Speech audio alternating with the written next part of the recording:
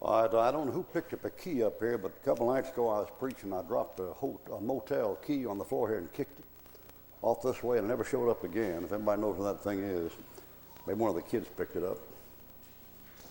You know, it's room 301 if you find it. All right, now I'm going to talk to you a while tonight about the second coming of Christ again. And I'm going to do something tonight I haven't done in any meeting. I don't guess any meeting I've ever been in, just about, before I go here. But I thought you folks up here need a little word of encouragement. And sometimes you get thinking, you're like Elijah under the juniper tree, and you only are left, and they seek to take your life. And you want to quit, you want to back because of the opposition stuff. I'll just give it a word of personal testimony. As they say, I want to share this with you. I hate that word, share. That's the worst word in the English language, but I know how else to say it. I'll be as brief as I can. When I got saved, I was already married. I was an unsaved man, married to a girl who professed to be saved later on, although she never went to church, never read a Bible, never prayed. I think she was saved. The time I got saved, all the time that she deserted, it was just hell in that home, morning, noon, and night. And I'd tell that girl, you better quit bringing up the old life. Bringing up the old life. I didn't treat her right. I lived like the devil, stepped out on her, 2 or 3 dozen times, I don't know. I was a hippie before, you know what a hippie was. And she'd keep bringing that up. I'd say, it's under the blood, it's under the blood. You better have them drag a dead cat out. You better have them revive a corpse. You're going to get burnt. She'd keep on doing it. I'd read the Bible to her at night. She'd go to sleep. And then as soon as I'd turn out the light, she'd wake up and argue. And the Bible said, art thou bound to a wife, seek not to be loose. So I stayed married. I knew it wasn't going to work, couldn't possibly work. I never loved the girl. That whole time we were married about 16 years, she did all the giving, I did all the taking. And after I was saved, I never stepped on her again, never beat her up again. I used to slap her around a good bit. As long as I slapped her around, she stayed. I quit knocking her teeth out, she left. Women are kind of funny, you know. Anyway, all that time on for 16 years, and about every couple of weeks in the ministry, she'd threaten to kill herself. And if you don't get out of the ministry, I'm going to divorce you. And if you don't get out of the ministry, I'm going to leave. I got out in a meeting like this, right in the middle of the meeting, she'd mail my wedding ring back to me. You wanted encouragement? Try that, buddy. And I've been driving along that car 50 miles an hour, and that woman tried to throw herself out the door, 50 miles an hour, grab her before she'd go out, try to slash her wrist, pills, all this stuff. And then finally one day she left, and I resigned and started out to quit the ministry, and I phoned up a friend of mine over there in Mobile, Alabama, and asked him for a job. He said, what can you do? I said, well, I can take a sentry out with a hatchet, and I can throw a garrote over a fellow's neck and strangle him. And I said, I can fire at night off the ground so a fellow can't tell where the shot's coming from. And I know how to kill men, you know, but I don't know anything else than how to write out a check. I mean, we went at 18 years old, man. We didn't know. Well, we taught how to kill 18 to 26. And he said, well, come over here and I'll give you a job. What can you do? I said, I can drive a truck. He said, okay, we'll give you a job, $50 a week driving a truck. And one of the rescue missionen I got over there, I said, where's the truck? He said, we changed our mind. We're going to give you $50 a week to teach the Bible. And I wound up still teaching the Bible. John Rollins phoned me up from Cincinnati, Ohio, and he said, you going to take that and meet with us this winter? I said, no, I can't. I said, my wife's sick. I got to take care of her. He said, she left, hasn't she? The brethren, they get the news quick, you know. And I said, yeah. And he said, well, you can't quit just because she quit. And he said, God called you to preach? I said, yeah, God called me to preach. And he said, well, you going to quit because she quit? I said, I don't know. So I went and took the meeting. And finally all the mess came through, and the family split up. I got custody of the kids in the summer. She did in the winter. And I was burned pretty bad, boy. I'll tell you, I didn't look for a wife at all, man. I waited 12 years, and raised those kids by myself. I mean, she finally lost her mind completely, and I got custody of all 5 kids. I pastored a church for 12 years, a single man with 5 children. You want to try it? And I could be about 40 years old. I said to myself, you know, a guy my age, nobody's going to want a man with 5 kids, you know, 40 years old. But boy, did I have something to learn, man. I mean, they were parachuting down the chimney, boy. I mean, there were girls in that choir, 15 years old, you know, joking about how it would be like to live with Brother Ruckman, you know. And listen, you talk about Joseph. I put Joseph out of business. You talk about fleeing youthful lust, man. What you talking about, man? I'm going out in the backyard and hid behind a tree at night to get away from them. Literally. I mean, I've had them come to the front door, and I've gone back in the bathroom and turned in the shower when I had my clothes on, and acted like I was taking a shower when I wasn't even taking a shower. That stuff went on. I waited on God for 12 years to get that woman right. Prayed for 12 years. She never did get right. Thing all went to pieces. And at 12 years, I said to myself, well, no use going like this anymore. It isn't going to get right. So I picked me a girl to marry her, and I picked a girl to marry me, and I said to myself, now, if you marry that girl, you're just as good as out of the ministry, boy. I mean, 2 marriages, the brother will never forgive you for that. So I got married, and I resigned the church. I got a secret vote form set up there, and I closed ballot. If you want to keep me, vote yes. You want to get rid of me, no. I'll go whatever you say. 200 of them said stay, 100 of them said leave. And I could have stayed and fought, but I've been fighting all my life, man. I get tired of fighting. And I said, well, what's the sense of batting my brains out for 100 folks to blaze with? And I left.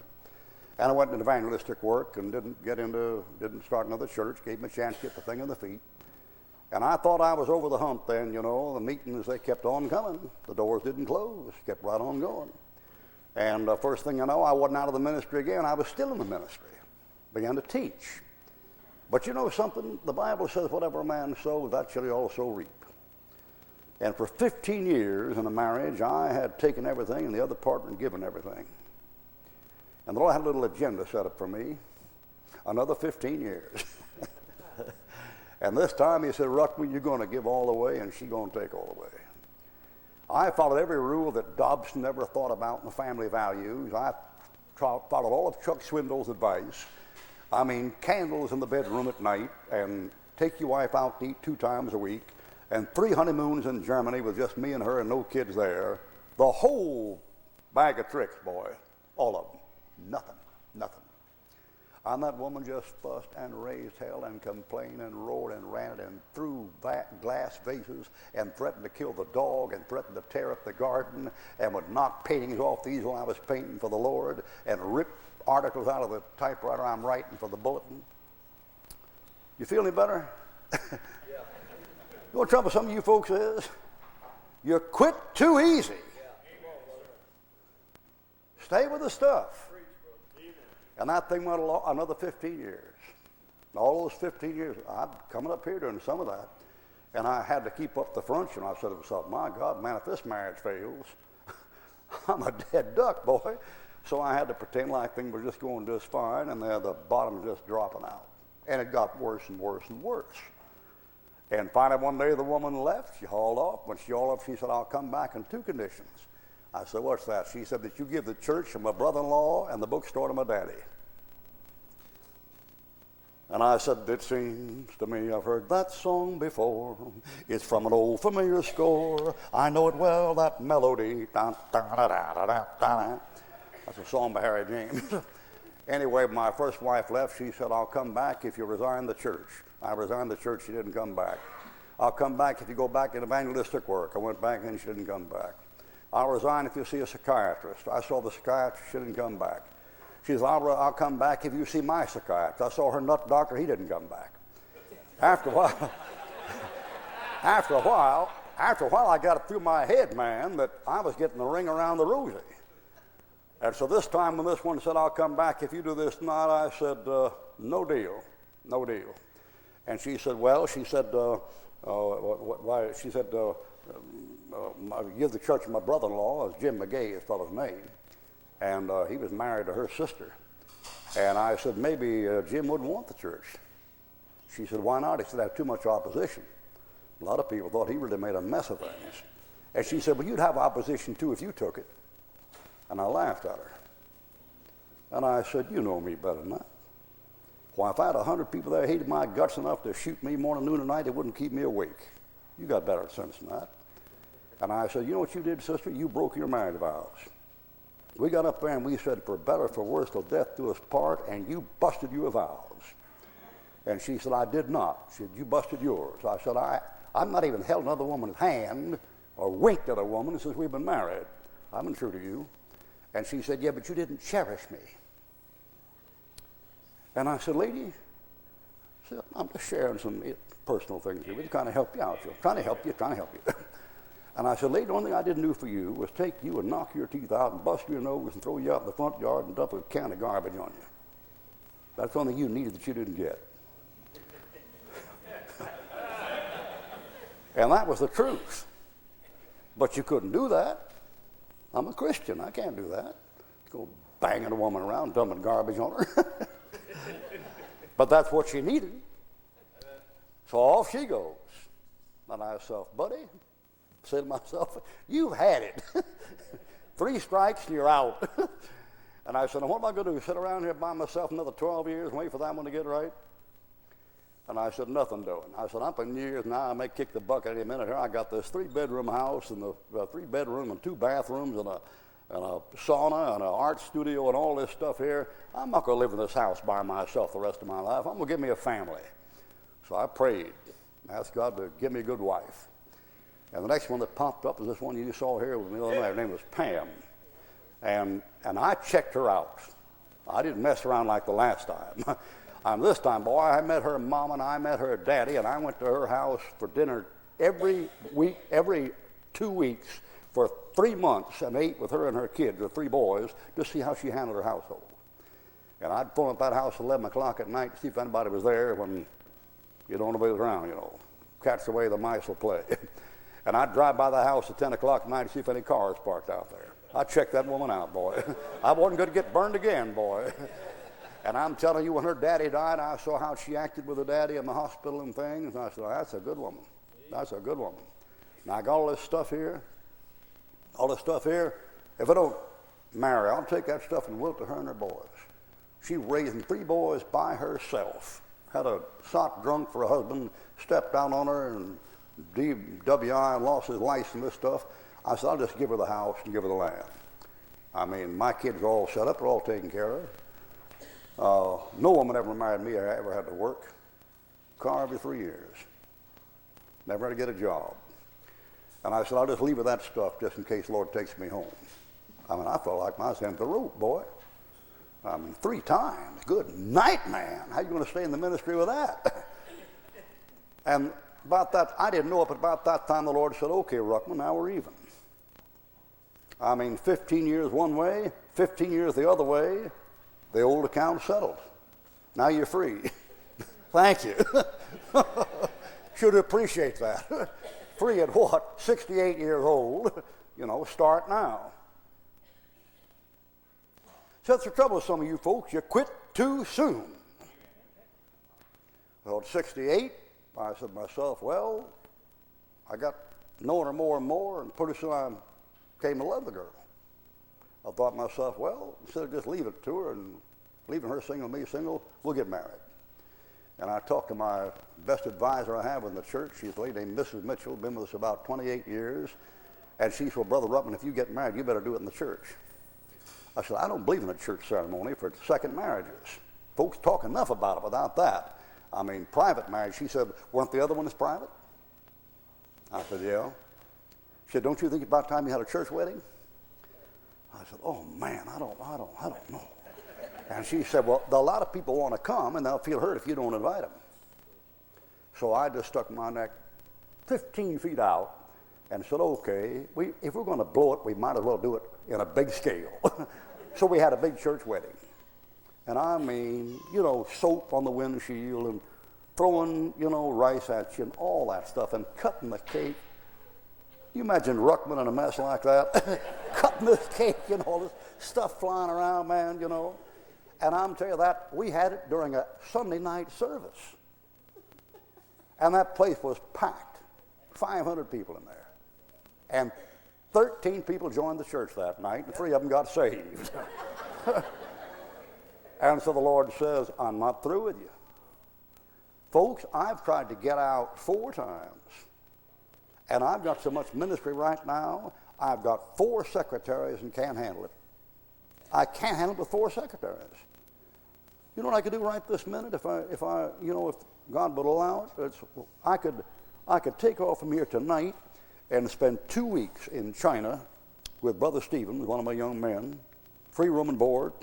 2 weeks in Taiwan with Brother Powell, free room and board. 2 weeks in New Zealand with Brother Rose, one of my boys, free room and board. 2 weeks in Australia with Brother Wheat, one of my boys, free room and board. 2 weeks in Canada with Brother Oliver, free room and board. 2 weeks in Honduras or Puerto Rico with Brother Haig, free room and board. 2 weeks in Mexico with Weldon Jones, one of my boys. 2 weeks free room and board. Go to Germany and spend 2 weeks with Trosclair. Go to Austria and spend 2 weeks with Ballard, and go to Ukraine and spend 2 weeks with Demopoulos and Higgins, and then 2 weeks in Bulgaria with Bolik, and then 2 weeks in Greece with Matsaferi, and then there's no end to it. I can't even take the meetings. I got one guy in the Philippines right now. He's led a soul to Christ every day for 10 years, just about, and set up 3 independent churches, and married a Filipino girl. 2 of my boys married Russian girls last week. Demopoulos, I think they married Russian girls. They're over talking Russian. Now, well, here's what I'm telling you. When you really think you got it tough and things going bad, and you're licking your wounds and hurting, getting bitter, worried about the brethren, gird up your loins like a man and go on for God. And don't act like it's something somebody's asked me to do that they couldn't do themselves. I'm telling you, I've been along some of the place some of you folks been through, and I've been places you haven't been through. I've had the deacon board sue me and take me to court in the town where I lived. You haven't been to that yet, have you, in here? Circuit court? I'm right in the town where I was pastoring. I've seen a business meeting where a woman take a Schofield Bible and hit a guy right in the face with it in a business meeting. Bap, you know. An old Schofield reference Bible. You know, a good one. I've been in meetings where they get outside the door and say, have so-and-so push so-and-so's wife when you go down the aisle, and he's got a bad temper, and he'll lose his temper and start a fight, and then we get the police to shut this place. Listen, I've been in meetings where they put sugar in your gas tank, kill your hound dogs, slash your tires. I've been in meetings where the guy would get up in the front row, a new convert, and he's sick and tired of the big church squabble, you know, 2 sides banging each other and fighting away. This is a brand new convert, big old hillbilly, about 6 feet 3, only been saved about 4 weeks. And he's trying to hear the message. He don't care nothing about church politics. And all these Christians are banging each other. And this old boy gets from the front row and pulls out a frog sticker. That blade must have been 6 inches long. And he got up and said, I want you folks in the back to sit down and shut up and let me hear this sermon. And they did. They did. Now, folks, let's go, okay? Amen. Second win. Let's go. Oh, to be 50 again. All right.